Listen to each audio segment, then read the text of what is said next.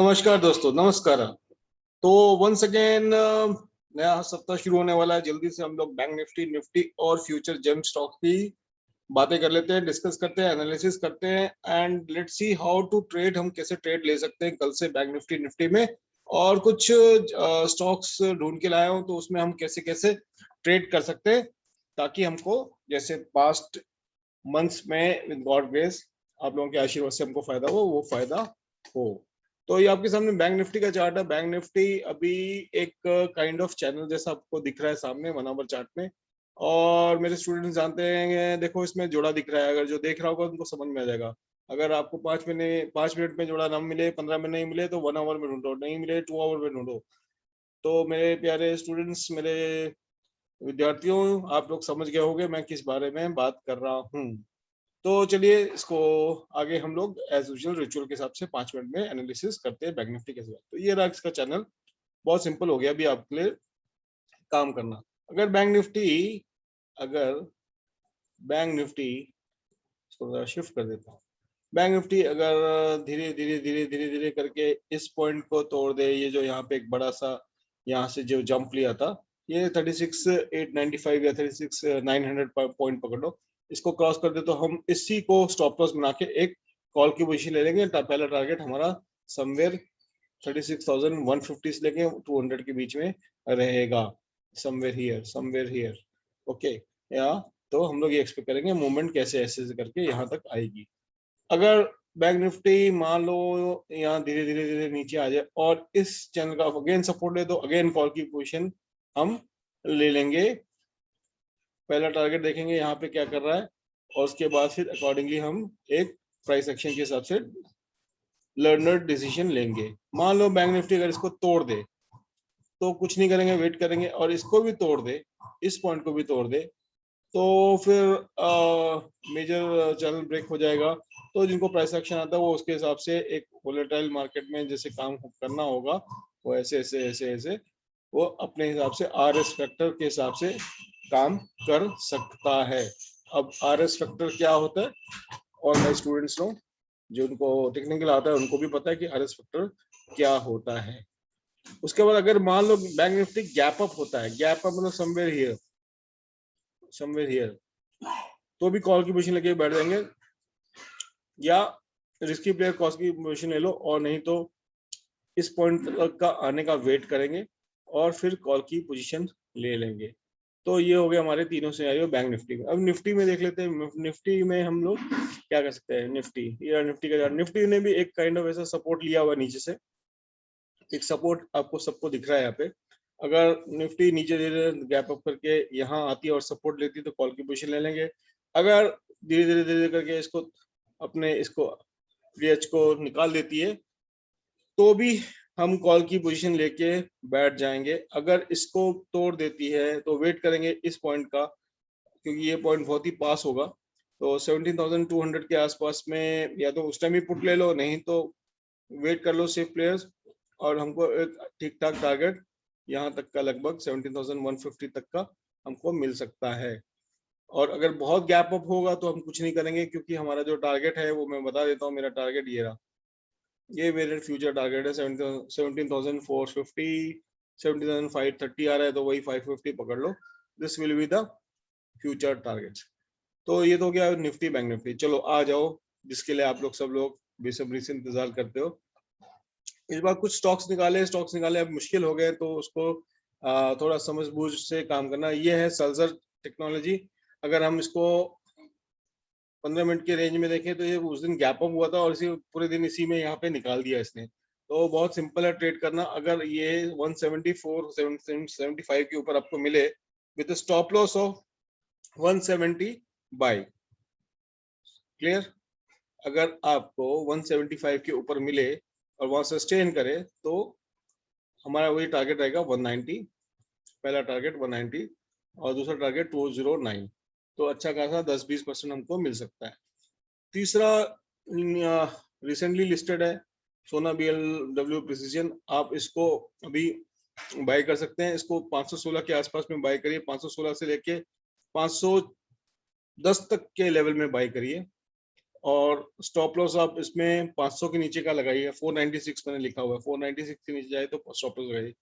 और अगर जो लॉन्ग टर्म के लिए आपको उसको प्ले करना है तो आप इस पूरे रेंज में बाय कर सकते हैं, इस पूरे रेंज में बाय करिए, लॉन्ग टर्म के लिए बहुत अच्छा शेयर बन सकता है। This is long term. जैसे साल्जर इलेक्ट्रॉनिक्स था शॉर्ट टर्म के लिए, शॉर्ट टू मीडियम, सोना प्रिसिजन लॉन्ग टर्म। तीसरा है बिरला टायर, ये एक थोड़ा सा रिस्की रहेगा, this is a risky share, जिसको रिस्क लेना हो वो रिस्क ले सकता है। इस दिस इज ए रिस्की बेट, मैंने क्लियरली लिखा भी है कि दिस इज ए रिस्की बेट, ये एक रिस्की बेट है, बहुत क्लियरली लिखा हुआ है रिस्की बेट। तो जिसको रिस्क लेना है थोड़ा बहुत छोटा मोटा रिस्क ले सकता है, यहाँ पे बाय कर लीजिए। पहला टारगेट आपको 30 के आसपास मिल जाएगा, अप्रोक्सीमेटली 20%, पहला टारगेट 10-20%, तीसरा दूसरा टारगेट, और फिर आगे टारगेट ऐसे धीरे धीरे आप इसको ट्रेल करते जाइए, आगे के कैसे बढ़ाते जाइए।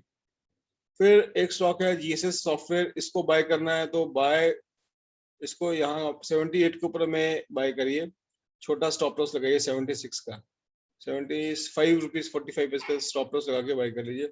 और सेफ प्लेयर हो तो 82 के ऊपर बाय करिए, 90 का टारगेट आपको इमीडिएट रहेगा। This will be short term, short to medium 90 106, ये दो टारगेट्स के लिए शॉर्ट टू मीडियम के लिए आप जीएसएस इन्फोटेक ले सकते हैं।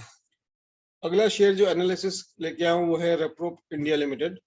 रेप्रो इंडिया लिमिटेड अगर आपको बाय करना है तो you buy above 590 with stop loss of 558। Long term के लिए खेलिए, अच्छे टारगेट इसमें मिल सकते हैं आपको, you can get good targets over here. मैं आपको सामने में लाइव बना देता हूँ, दिस इज द लेवल, यहाँ पे इसने रुका है, आपको इसके ऊपर बाय करना है, you have to buy above this. पहला target will be somewhere, this will be 655, पहला टारगेट रहेगा, पहला टारगेट 655, दूसरा टारगेट आपका रहेगा 709, तीसरा टारगेट रहेगा अप्रोक्सीमेटली 813। तो रेप्रो इंडिया को इस तरह से बाय कर सकते हैं इन पार्ट्स। और भी हमारे जो शेयर्स हैं वो उनको भी देख लेते हैं, कुछ अच्छे बन गए हैं, तो लेट अस सी दो शेयर्स, ये मेरे स्टूडेंट्स ने ही करके दिया है, उनको एनालिसिस कर लेते हैं। लेट अस एनालाइज दो शेयर्स। सी डाबर इंडिया, डाबर इंडिया अभी इस जोन में कंसोलिडेट कर रहा है, तो इसको आप एक्यूमुलेट करिए, इसमें आप 628 का स्टॉप लॉस लगाइए डाबर इंडिया लॉन्ग टर्म के लिए। पहला share Dabur India, Dabur India के बारे में सबको पता है, अच्छा शेयर है, बट इस लेवल पे आपको बाय करना है। ये हो गया जो पहला शेयर मैं आपको बता रहा हूँ, डाबर इंडिया। दूसरा शेयर जो है वो है टीसीएस। टीसीएस अभी एक जोन में काम कर रहा है, दिस इज द जोन। अब टीसीएस को बाय अगर करना है, नीचे आए तो लगभग इस लेवल पे आए 3800 पे आए तब बाय कर लीजिए, स्टॉप लॉस 50 रुपए का लगाइए, या 3850 को क्रॉस करे तब आप इसको बाय कर लीजिए। TCS will be the second one, this will be the second one. उसके बाद में again a good one BPCL, dividend play, इसको बाय करना हो तो 492 के आसपास में बाय करिए, 492 के आसपास buy with stop loss of 485, 485 का स्टॉप लॉस आगे बाय करिए। और डिविडेंड प्ले है 58 रुपीज का डिविडेंड आया, तो आप इसको 13 सितंबर 14 सितंबर तक होल्ड भी कर सकते हो, आपको डिविडेंड भी मिल सकता है। और सेफ प्लेयर हो तो आप इसको बेटर, इसको अभी कुछ मत करो क्योंकि ऑलरेडी 20-30 रुपए तो बढ़ गया। फिर है इंडिगो, इंटरग्लोब एविएशन, अभी धीरे धीरे जैसे आप टेक्निकली चार्ट पे देखोगे तो अब स्लोली एक चैनल में काम कर रहा है, this is working in channel, it is working in channel, बहुत बढ़िया काम कर रहा है, इट इज अभी बेस पे है, तो अच्छे टारगेट मिल सकते हैं, एक्यूमुलेट करिए इसको, हर डिप पे करिए, 1968 के आसपास मिले तो उठाइए और थोड़ा थोड़ा करके इसको खरीदते रहिए। इसका स्टॉप लॉस बहुत नीचे है, इसका स्टॉप लॉस समवेयर हियर है, तो थोड़ा इसमें पोजीशन कम ही रखिएगा। This will be the stop loss 1730 रुपया 1730। इंट्राडे के लिए मत करिएगा इसको, ये पोजिशनल्स है, सारे पोजिशनल है। फिर आईसीआईसीआई बैंक का देखिए एनालिसिस। आईसीआईसीआई बैंक ने अच्छा ब्रेकआउट दिया है फिलहाल और इट्स होल्डिंग, अभी होल्ड कर रहा है। ये 735 को क्रॉस करते ही रॉकेट बनेगा, साथ में अपने आप अपने साथ में बैंक निफ्टी को भी उड़ा के लेके जाएगा। ICICI out of all bank ICICI सबसे अच्छा दिख रहा है। कोटक अभी उतना साथ नहीं दे पा रहा है, लेकिन ठीक है। एसबीआई भी काइंड ऑफ साइडवेज ही है, बट अभी जो अच्छा बेट नजर आ रहा है वो आईसीआईसीआई है और एचडीएफसी है। ये दोनों बैंक अच्छा काम करेंगे तो डेफिनेटली बैंक निफ्टी अपना ऑल टाइम हाई को ब्रेक करने की कैपेबिलिटी रखता है। नेक्स्ट जो है वो है आइशर। आइशर मोटर्स ने ब्रेकआउट देके रिटेस्ट भी कर लिया अभी, तो आपको इस जोन में बाय करना है। You have to buy in this zone, this is the zone. इसका फंडामेंटल एनालिसिस करने की जरूरत नहीं, सबको मालूम अच्छा शेयर है। जितने भी शेयर ये बताए बहुत अच्छे शेयर्स हैं, आपने नोट कर लिए होंगे। तो आइशर मोटर बाय करना है तो इसको बाय करिए 2754 से लेके 2794 सीएमपी जो चल रहा है उसके बीच में बाय करिए। स्टॉप लॉस 2710 लगाइएगा, 2710। इसके ऊपर से आप आइशर मोटर को बाय कर सकते हैं। तो ये ढेर सारे शेयर थे, आपने होपफुली नोट कर लिया होगा, समझ लिया होगा कि कैसे कैसे क्या करना है क्या नहीं करना है। तो with this note I will take your good bye. ध्यान रखिए, मस्त रहिए, and happy Teachers Day to all. Thank you so much for watching.